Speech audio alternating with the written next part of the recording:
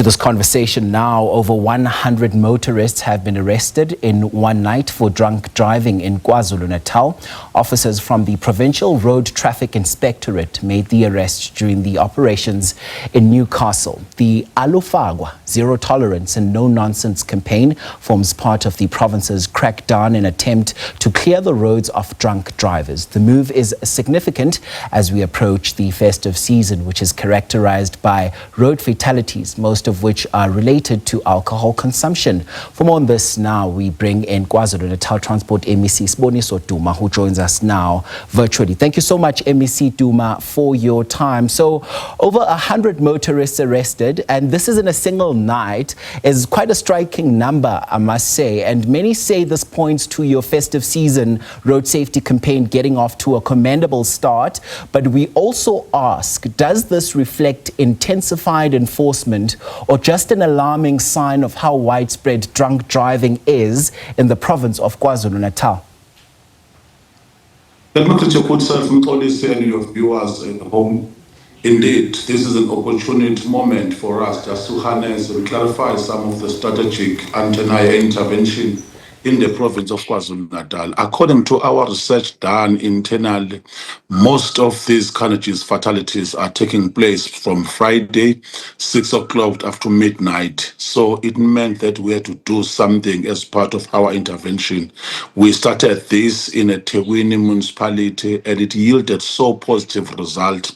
As you might have known, that we were at Newcastle and already in one night, 124 motorists were taken into custody. As a result of that, majority of them were drunk while they were driving. And we want to thank the visibility from Joint Operation SABC. MEC Health also dispatched the nurses who are just going to give us the issue of blood test, because it's one of another critical component that before you could just take them into custody, you must just ensure that the machine is calibrated. At the same time, everything is according to their specimen. So those are the issues, and we are trying by all means that by the time we reach the festive season, the scene has been set. Everyone understands that there is a zero tolerance in the province of KwaZulu-Natal. Alufakwa It is the message, the thematic expression that we want to drive as the province. And I want us to take it back to the point that you just made now. You know, the success of such operations depends heavily on consistent resourcing, as well as trained officers, working breathalyzers, functioning vehicles, and even prosecutorial follow-through. Can you confidently say that the KZN Department of Transport and SABC have the logistical capacity to sustain this drive? And this is beyond the headline-grabbing weekends such as this one that we've seen happen. In terms of the systems, you know that in terms of the machinery, in terms of NPA in particular, let me deal about the prosecution team. As you know, that as much as they are ready, it means that SABC must also have proper environment in custody when you are taking them into custody.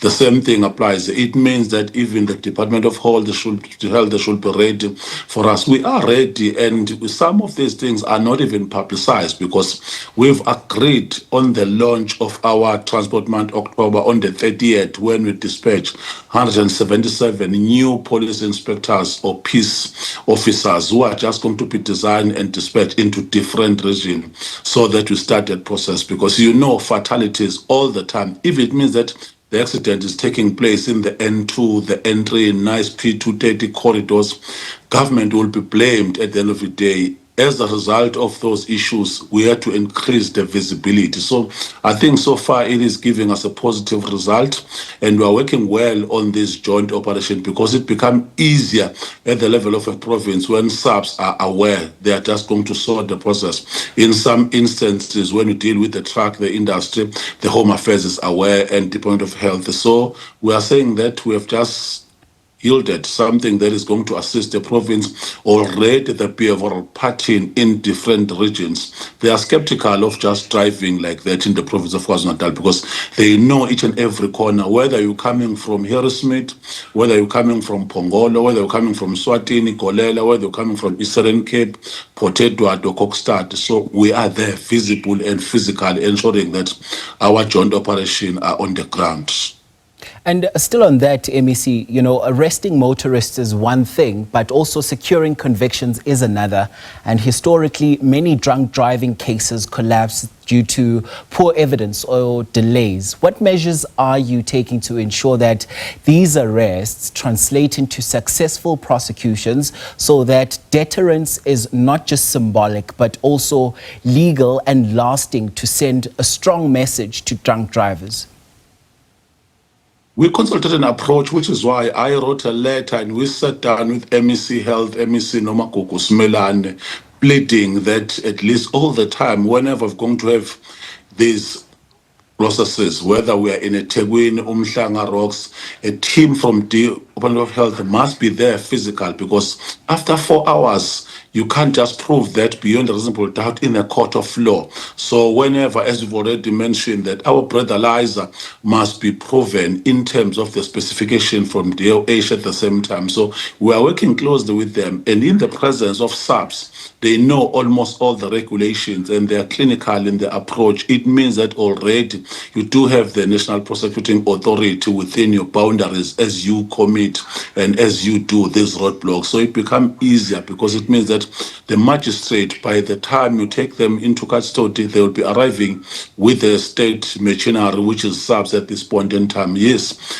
we are still going to face some bottleneck, because the majority of those people, the arrest is imminent, but they do have to pay the fine. They must be taken to custody for a certain time. For inconvenience purpose, I don't think anyone wants to be in custody for the last 88 hours if you're still going to do something. So the behavioral pattern is what we want to do, because we are going to avoid a lot of fatalities if the drivers are aware. These days, we've got Uber services, we've got taxi association, you've got even your friends that you could just, when you know that you are in a place where you might be intoxicated, don't go into the steering, because you are responsible for many people, passengers, motorists, and you must be obligated to ensure that you safeguard their lives. So it is our duty that these roadblocks are just an deterrent of some sort that we want to do as part of the law enforcement agency, so that by the time we reach the festive, we are no longer going to be coming across. In some instances, the GBV as well, 4 were arrested in the Newcastle area as a result of GBV. So SABS was there, we were able to take those things. So all those matters are taken into cognizance and are what we need to salvage the good outlook of the province of KwaZulu-Natal, which attracts different people, tourists, investment, and people at large. So they must always know that our roads are safe. Our people are going to understand that it's easy just to travel in this province of KwaZulu-Natal.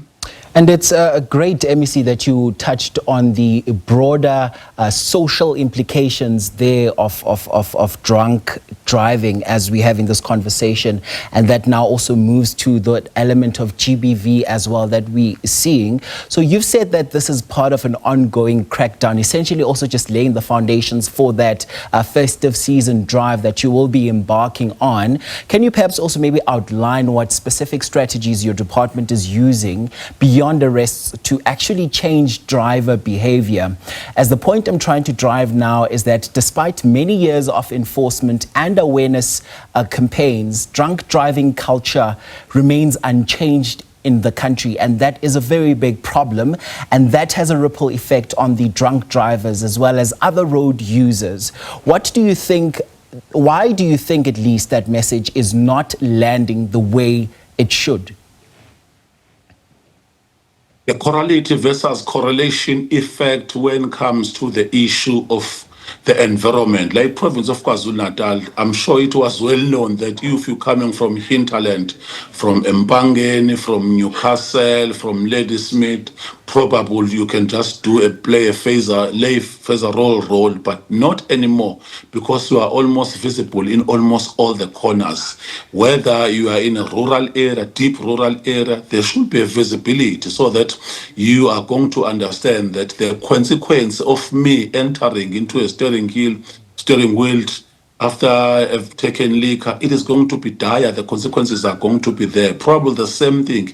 If you're causing an accident with a vehicle without driver's license, without PRDP, we are visible enough. That is why even the issue of way bridges were actively involved in ensuring that almost weekly we do something. And these are very random, although, as I've already highlighted, that from now onwards, every Friday, Saturday, Sunday, Monday, we'll be doing these roadblocks in different areas, and you cannot even just project that they are in these boundaries because our teams are strong almost everywhere at a level of joint operation. So we are thinking that the behavioral pattern is going to be changed as a result of us being spotted in different areas. They will know already in social platform, they are complaining that MEC Duma is like it's introducing something. How are they going to drink? Although they are saying it in that jokeful manner on a lighter note, but my message is clear that we are not just going to loosen anything until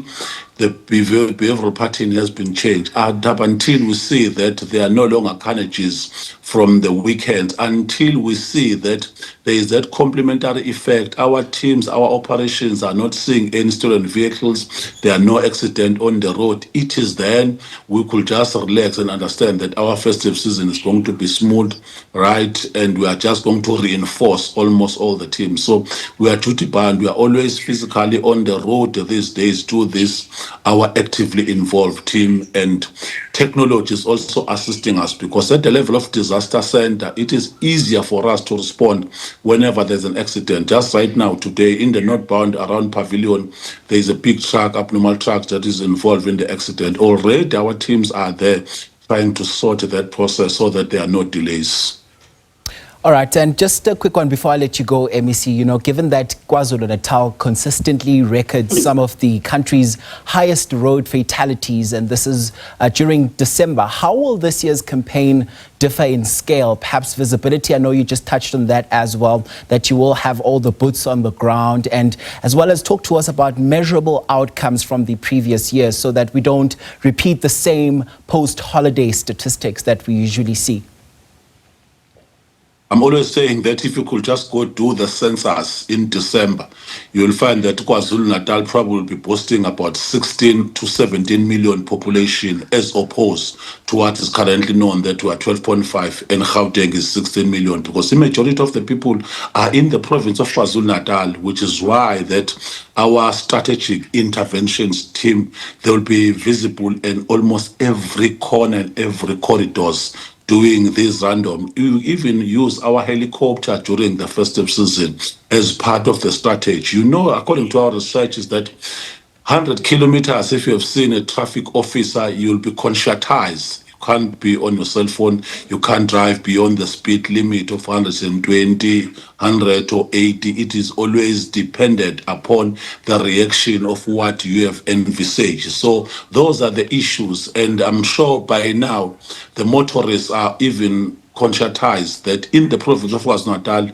as you enter, you must be in the process of understanding the law enforcement. Then slowly they are going to adhere.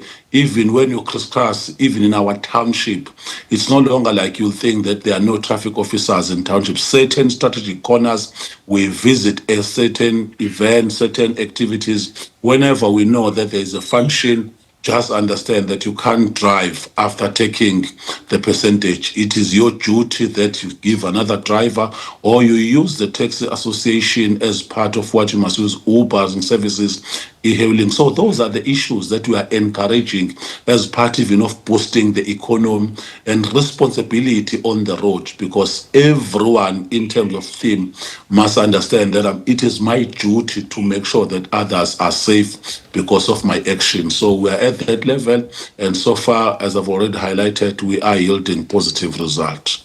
Right, I must thank you so much for your time. That is the KwaZulu-Natal Transport MEC, Siboniso Duma, chatting to us there on that story that came through this weekend about the over 100 motorists that have been arrested in just one night for drunk driving in KwaZulu-Natal. And he says there it's part of their Alufakwa-Zero tolerance and no nonsense campaign.